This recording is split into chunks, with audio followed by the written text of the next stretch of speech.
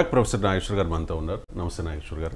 YSR Congress party కార్యాలయం మీద రాజకీయ రచన నడుస్తుంది సార్. ఆంధ్రప్రదేశ్లో ప్రతి జిల్లాలో కూడా 2 ఎకరాలు లీజుకు తీసుకుని దానిలో అనుమతులు లేకుండా భవనాలు కట్టారు అని చెప్పి కొల్లగొట్టి కట్టేశారు. వైసీపీ కార్యాలయాల భవనాలకు ప్రభుత్వ భూములు దారాదత్తం చేశారని ఇప్పటికే కొన్ని కార్యాలయాలకు నోటీసులు జారీ చేశారు. తాడేపల్లిలో సెంట్రల్ ఆఫీస్ని అయితే ఏకంగా కూల్చేశారు కూడా, అండర్ కన్స్ట్రక్షన్ ఉన్న నిర్మాణాన్ని. ఇప్పుడు వైఎస్ఆర్సీపీ ఒక ఆరోపణ చేస్తుంది సార్. గతంలో ఇదే తరహాలో మీరు కూడా చేశారు కదా, పచ్చ సౌదాలు నిర్మించారు అప్పట్లో మీరు అధికారంలో ఉన్నప్పుడు. వాగు పోరంబోకును ఆక్రమించి మంగళగిరిలో ఎన్టీఆర్ భవన్ కట్టారు. ఉండవల్లిలో చంద్రబాబు నివాసం కూడా నదీ పరివాహక ప్రాంతంలో ఉంది, అది కూడా చట్టరీత్యా నేరం అంటూ చాలా కొన్ని కామెంట్స్ చేస్తున్న పరిస్థితి. ఇద్దరి మీద కూడా ఆరోపణలు ఉన్నాయి, టీడీపీ కార్యాలయాల మీద, వైసీపీ కార్యాలయాల మీద కూడా. సో ఇటువంటి పరిస్థితుల్లో కక్ష సాధింపులు ఉండవు, చట్టబద్ధంగానే ఏదైనా చేస్తాము అని చెప్తున్న ఈ ప్రభుత్వం ఏం చేయాలి? ఇప్పుడు గత ప్రభుత్వం అధికారంలో ఉన్నప్పుడు లేదు, ఈ ప్రభుత్వం అధికారంలో ఉన్నప్పుడు ఎప్పుడైనా చట్టం ఒకటే కదా. ఇప్పుడు తెలుగుదేశం పార్టీ అధికారంలో ఉన్న సమయంలో అక్రమంగా కట్టి ఉంటే 5 ఏళ్ళు జగన్మోహన్ రెడ్డి ఖాళీగా కూర్చున్నాడు కదా, అది మొదలు తప్పు కదా. It's a clear violation of your promise to people. So Telugu Desam party కార్యాలయాలు పొరంబోకు ప్రభుత్వ భూముల్లో కట్టి ఉంటే వాటిని ఎప్పుడో కూల్చివేయాల్సి ఉండే. ప్రజావేదికను కూల్చేసిన జగన్మోహన్ రెడ్డి తెలుగుదేశం కార్యాలయం ఎందుకు ఉపేక్షించాడు? చట్టవిరుద్ధంగా కట్టారనే కదా ప్రభుత్వం 7 కోట్లతో ఖర్చు పెట్టి కట్టినటువంటి ప్రజావేదికని కూల్చారు కదా. సో అందువల్ల అది డిఫెన్స్ కాదు. ఇప్పుడు ఈ ప్రభుత్వ కార్యాలయం 3 ఆరోపణలు క్లియర్గా ఉన్నాయి ఇందులో, ఇటైనా అటైనా. ఒకటి, ఇది లీజుకు అతి తక్కువ ధరకు లీజుకు తీసుకొని కట్టారు అని, నెగ్లిజిబుల్ 1000 రూపాయలని. సో లీజుకు ఒక రాజకీయ పార్టీకి ప్రభుత్వం భూములు ఇచ్చినప్పుడు అది తప్ప అంటే రాజకీయ పార్టీలకు కూడా దేశ ప్రజాస్వామ్యానికి అవసరం. ఇవాళ పరిశ్రమలకు భూములు ఇస్తారు, స్పెషల్ ఎకనామిక్ జోన్లకు భూములు ఇస్తారు, కారు చౌకగా ఇస్తారు. ఎందుకు ఇస్తారు? దేశ ఆర్థిక ప్రగతికి, ఆ పారిశ్రామిక పెట్టుబడులను ఆకర్షించాలని ఇస్తారు. దేశ రాజకీయ ప్రగతికి రాజకీయ పార్టీలు అవసరం కనుక లీజుకు ప్రభుత్వ భూమి ఇవ్వడం తప్పని నేను అంటలేను. కానీ ఇచ్చినప్పుడు అధికార పార్టీకి మాత్రమే ఇచ్చి మిగతా పార్టీలకు ఇవ్వకపోవడం నేరం. అందువల్ల జగన్మోహన్ రెడ్డి ప్రభుత్వము మిగతా పార్టీలకు ఇవ్వకుండా ఒక్క వైసీపీకి మాత్రమే భూములు లీజు ఉంటే అది ఖచ్చితంగా ప్రిన్సిపల్స్ ఆఫ్ నేచురల్ జస్టిస్, అంటే ఫ్రీ అండ్ ఫెయిర్ ఎలక్షన్స్ ఆధారంగా ఉండే ప్రజాస్వామిక వ్యవస్థ సూత్రాలకు వ్యతిరేకం. సో దానిపైన చర్య తీసుకోవాల్సిందే. రెండవది, అక్రమ నిర్మాణాలు అంటున్నారు, అంటే అనుమతులు లేకుండా కట్టారని. ఒక అధికారంలో ఉన్న ప్రభుత్వమే అది అధికార పార్టీకి అనుమతులు అవసరం లేదని అనుకున్నారా? ఏం చెప్పాలంటే అనుమతులు వస్తాయి కదా.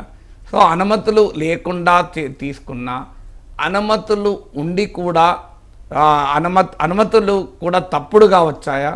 వీటిపైన కనుక జరిగి ఉంటే అది టీడీపీ కార్యాలయాలైనా వైసీపీ కార్యాలయం తీయాలి. మూడవది ఏంటి అంటే, థర్డ్ ఫ్యాక్టర్, మీకు ప్యాలెస్ లాగా కట్టారని నిర్ధారించుకుంటున్నారు. రాజకీయ పార్టీ కార్యాలయాల్లో సదుపాయాలు లేకుండా కట్టమని అనడం కూడా కరెక్ట్ కాదు కదా. ప్యాలెస్ అంటే ఏంటి? అందులో కూడా 10 లక్షల కమోడ్ ఉంటే తప్పు, 50 లక్షల బెడ్ ఉంటే తప్పు, సో పెద్ద పెద్ద డెకరేషన్ లైట్లు 5 కోట్లు ఉంటే తప్పు. కానీ ఎయిర్ కండిషన్ ఉండడం కానీ, ఒక విశాలమైన ప్రాంగణాలు ఉండడం కానీ లగ్జరీ కాదు. అందువల్ల అది ప్యాలెస్లు అనేది ఆ రాజకీయ పార్టీకి ప్రజలు ఒక మధ్య వ్యవహారం. కానీ చట్టం లేదు అందులో. మీరు ప్యాలెస్లు కట్టకూడదని చట్టం లేదు కదా. ఇప్పుడు హైదరాబాద్లో బోలెడు ఇల్లు ఉంటాయి, బ్రహ్మాండమైన ఇల్లు ఉంటాయి, అది తప్పు కాదు. విలాసవంతమైన ఇల్లు ఉండడం ఇది మొరాలిటీ క్వశ్చన్ తప్ప లీగాలిటీ క్వశ్చన్ కాదు. లీగాలిటీ క్వశ్చన్ ఏంటి అంటే, లీజులు ఇచ్చినప్పుడు ఒకే పార్టీకి ఇచ్చారా, అన్ని పార్టీలకు ఇచ్చారా? తెలుగుదేశం పార్టీ అధికారం ఉన్నప్పుడు వాళ్ళందరికీ ఇచ్చుకొని, వైసీపీ అధికారంలో ఉన్న వీళ్ళందరికీ ఇచ్చుకుంటే తప్పే. అందుపైన దీనిపైన మీరు ఒక ప్రశ్న అడిగారు, కక్ష సాధింపు లేకుండా చేస్తామన్నారు కదా అని. అందుకు దానికి సొల్యూషన్ ఏంటి అంటే, ఒక political parties and land deals అనే అంశం పైన ఒక రిటైర్డ్ జడ్జితోనూ లేకుంటే ఎమినెంట్ పర్సన్స్తోనూ, అంటే రాజకీయాలకు అతీతంగా అన్ని పార్టీలు గౌరవించే ఆంధ్రప్రదేశ్కు చెందిన వారు చాలామంది ఉంటారు కదా, వాళ్ళతో ఒక ఇండిపెండెంట్ కమిషన్ అయ్యింది. సో ఆ ఇండిపెండెంట్ కమిషన్ పార్టీలకు అతీతంగా, అది వైసీపీ కావచ్చు, టీడీపీ కావచ్చు, కాంగ్రెస్ గతంలో కావచ్చు, ఎవరైనా కానివ్వండి, చట్టవిరుద్ధంగా గనక భూములు బదలాయించినా వాటిని రద్దు చేయండి, చట్టవిరుద్ధంగా కూడా ఇళ్ళు కట్టినా వాటిని రద్దు చేయండి.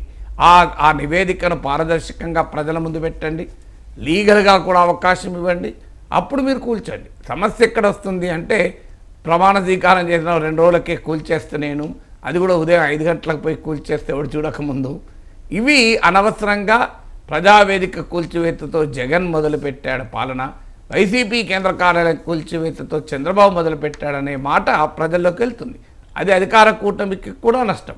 కక్ష సాధింపు ఉండకూడదంటే మీరు ఒక ఇండిపెండెంట్ కమిషన్ వేయండి, లేదా ఒక జ్యుడిషియల్ కమిషన్ వేయండి, దానిపైన విచారణ జరిపి పారదర్శకంగా ప్రజల ముందు పెట్టి ఇంకో ఇలా అనుమతులు లేవు, ఇలా లీజుకి తీసుకున్నారు, ఇలా అడ్డగోలుగా చేశారు, దీన్ని ఏం చేయాలని ప్రజల ముందు పెట్టండి, ఏం చేయబోతున్నారో ప్రజలకు చెప్పండి. కావాలంటే ప్రతివాదికి మీరు అవకాశం ఇవ్వండి, ఎస్ గో టు కోర్ట్, ఇంకో ఈ తప్పు కోర్టు ముందు కూడా పెట్టండి, అప్పుడు కూల్చిపడేయండి, ఎవరు వద్దంటారండి, సంతోషంగా యాక్సెప్ట్ చేస్తారు కదా.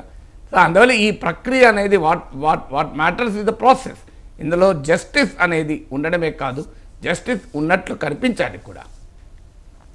రైట్. ఇవాళ ఏపీ మంత్రివర్గ తొలి